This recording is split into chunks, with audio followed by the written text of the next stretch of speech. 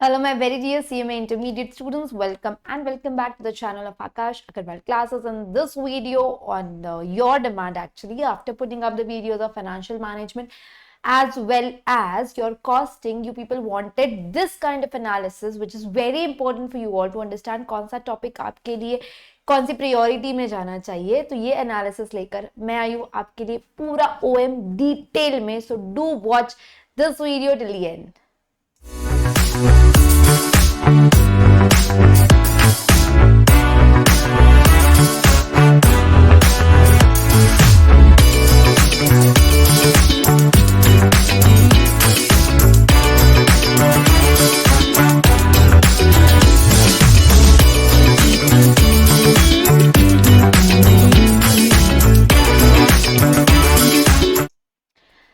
ये वीडियो में हम ना वापस से जैसे अपने एफएम के लिए किया था, एमए के लिए किया था, और अगर आपने अभी तक वो नहीं देखा है तो फटाफट से देखो. डिस्क्रिप्शन बॉक्स में आपको ये सारे वीडियोस देखने मिलेंगे. As well as I'll tell you one more thing, this channel is exclusive for CMA. AEC का जो चैनल है वो exclusive CMA के लिए, इस पे हर कंटेंट वही दिया जाएगा जो CMA रिलेटेड रहेगा. So do subscribe to the channel if you are new to the channel. अगर आप कोई भी पॉइंट पे स्टक होते हो तो we have our playlist of success batch, you can say marathons we have taken. एकदम ब्रीफ में रिविजन लिया हुआ है, तो आपके काम की बहुत सारी चीजें मैं आपको कुछ देर में वो भी दिखाती हूँ. So coming back to your first June 2023 वाले पेपर पे हम पहले बात करेंगे. न्यू सिलेबस की ऑफ कोर्स चर्चा हो रही है, और जून 2023 में ध्यान रखो कि यहाँ पे पेपर पैटर्न अलग था पिछले यानी दिसंबर से. दिसंबर का paper pattern was bit different than June का पेपर पैटर्न, इसलिए आपको थोड़ा उन दोनों में डिफरेंस मिलेगा. हमने कौन सा रिलाई करना चाहिए? Of course the latest one, दिसंबर वाला. सो पहले ओएम, अब यहाँ पे जैसे आपको पता है कि आपका paper number OM and SM जो है, पहले OM was section A and I am talking about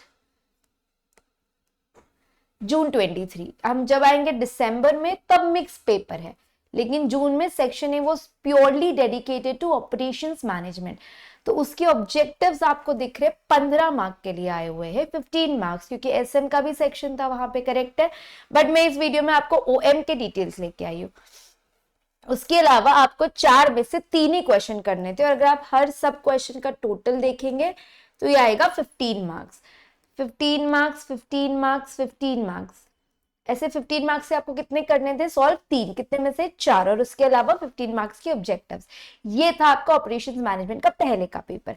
अगर हम देखेंगे किस टाइप का कंटेंट आ रहा है, तो वेरी इंपॉर्टेंट, जो मैं हमेशा आई टेल यू ऑल, बोलते बोलते I have dried out my throat, कि आप लोगों के लिए ओएम का theory is most important, most important.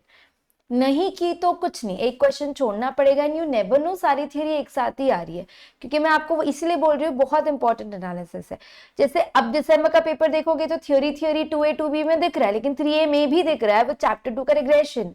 तो ये जरूरी बिल्कुल नहीं है कि आप लोगों का थ्योरी का एक सेक्शन आएगा, प्रैक्टिकल का अलग आएगा, और हम थ्योरी को ऑप्ट आउट कर सकते, नहीं कर सकते. इसीलिए आपके ऑपरेशंस मैनेजमेंट के पेपर में थ्योरी वेरी इंपॉर्टेंट है. थ्योरी कहाँ से करें? आप मॉड्यूल रेफर कर सकते हो. अगर आप मेरे स्टूडेंट हो तो मैंने आपको हैंड रिटन भी लिखवाया है, आपकी मेन बुक भी है, आप वहां से भी पढ़ सकते हो. You can do it from any source, reliable source like module और माई बुक्स, और whichever book are you referring, आप उससे रेफर कर सकते हो. बट थ्योरी आपने मिस नहीं करना है. कौन से चैप्टर्स करने चाहिए बताऊंगी, वीडियो का एंड तक देखो, अच्छे से ध्यान से देखो. मैं आपको एक एक चीज बहुत डिटेल में आपको समझाऊंगी यहाँ पे. फिर आता है आपका 2B. अब हमने यहाँ पे देखा थ्योरी कितने मार्क्स के लिए आई है, ये 9 मार्क्स के लिए.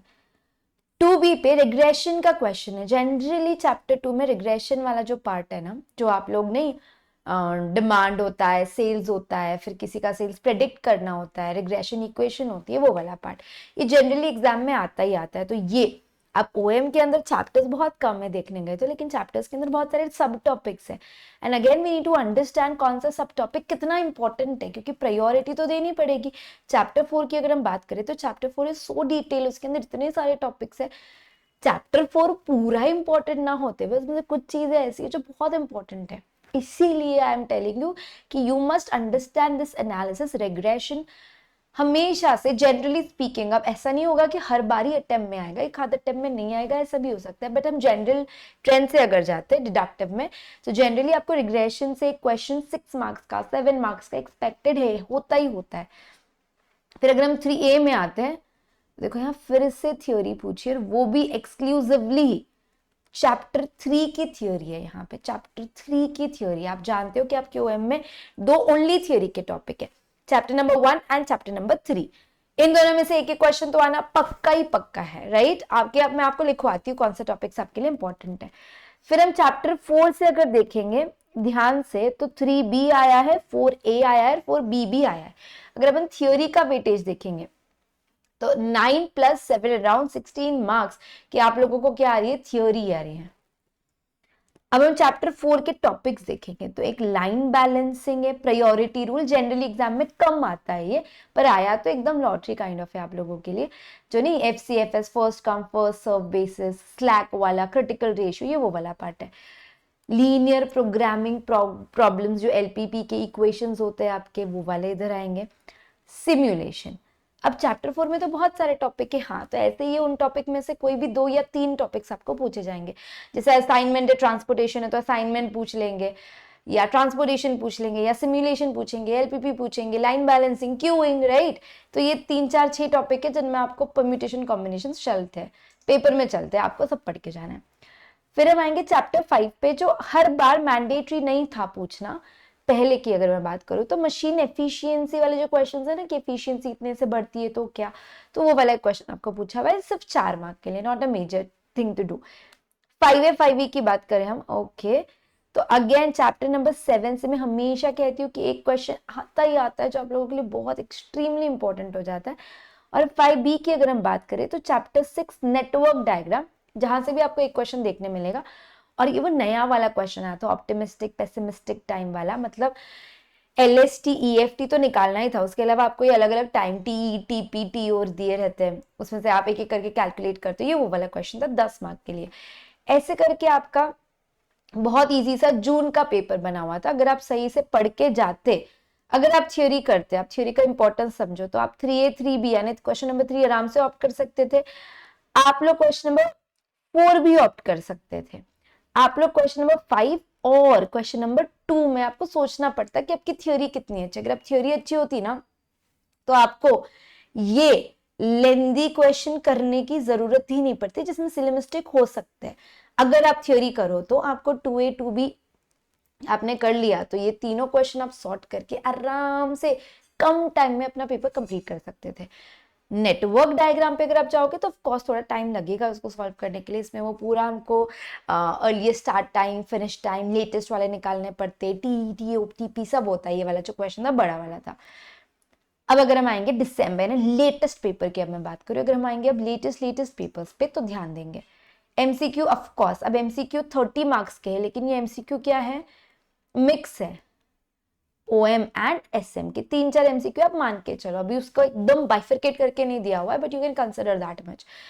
उसके अलावा आप लोगों को OM की थ्योरी पूछी हुई है 7 14 मार्क्स के लिए, कौन से टॉपिक से पूछी हुई है, कभी चैप्टर 1 से आती है, कभी चैप्टर 4 से आ रही है, production planning and control, aggregate planning, और हाँ ये फिक्स्ड क्वेश्चन आपका जो होता है चैप्टर नंबर 3। लेकिन यहाँ पे एक्सक्लूसिवली 3 का क्वेश्चन ना देखते हुए एक और चैप्टर, एक और रैंडम चैप्टर से, रैंडम चैप्टर, फिर मैंने चैप्टर नेम क्यों नहीं लिखा, क्योंकि अब मैं यहाँ लिख दूं, मान लो ये 1 से आई हुई है, ये 4 से आई हुई है और ये 5 से आई हुई है, ठीक है, एग्जाम्पल के लिए, तो फिर आप कंसिडर करोगे यही चैप्टर्स इंपॉर्टेंट है थ्योरी के लिए। ऐसा नहीं है, OM की थ्योरी कुछ भी पूछी जा सकती है, इसलिए 7 और ये 7 आप लोगों को ऐसे करके 21 मार्क्स की थ्योरी पूछी थी लेटेस्ट पेपर में।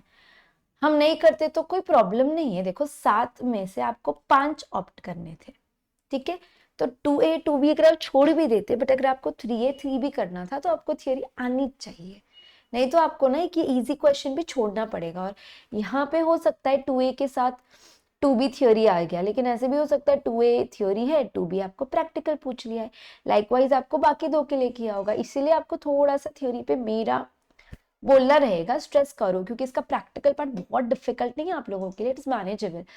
फिर अब आएंगे 4A 4B पे, तो चैप्टर नंबर 4 से असाइनमेंट पूछा है, और चैप्टर नंबर 4 से क्यूइंग पूछा है।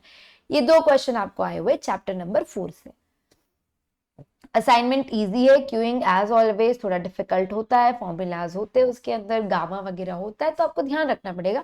लेकिन हर बार ना एक 7 से 8 10 क्वेश्चन के बीच में ही कोई क्वेश्चन पूछा जाएगा, तो आप अगर उतने क्वेश्चन रटेंगे नहीं बट समझ लेंगे तो काम हो जाएगा। फिर चैप्टर नंबर 7 ऑलवेज एक मशीन पे क्वेश्चन आता है कि हम प्रिवेंटिव मेंटेनेंस पे जाए, स्पेस पे जाए। और 6 यानी आपका नेटवर्क डायग्राम। उसके बाद आपका 6A 6B 7A 7B हमेशा आपको एसएम सपोर्ट करेगा ही। अगर हम ये पूरे पेपर का ढंग से एनालिसिस समझे, मैं आपको यहाँ पे ना कुछ टिप्स लिखवाती हूँ। सबसे पहला टिप है, ओएम के पेपर में एसएम की बात कर रही हूँ बट आप बात समझो, वो आपको जरूरी है पेपर में सपोर्ट के लिए। तो एसएम का part is very very very important. You need not to take this for granted. Why? Because अभी आपने इसको ग्रांटेड ले लिया ना तो पूरा प्रेशर ओएम पे आएगा।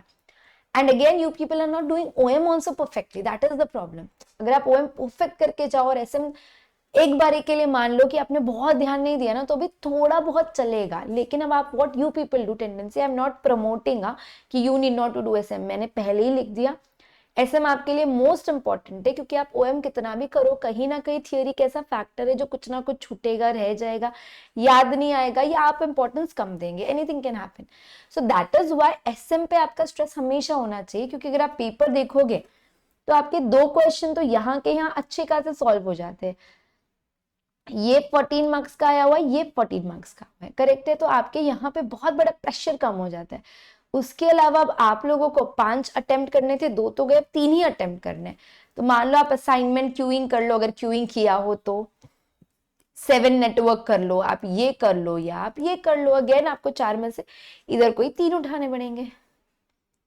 तो ऐसे में आपके लिए मोस्ट इंपॉर्टेंट है। सेकेंड चीज जो आप लोगों को मैं बता रही हूँ वो इंपॉर्टेंट टॉपिक्स, नॉट चैप्टर्स, जिसके अंदर चैप्टर 2 का रिग्रेशन बहुत इंपॉर्टेंट हो जाता है, जनरली क्वेश्चन देखने मिलता है।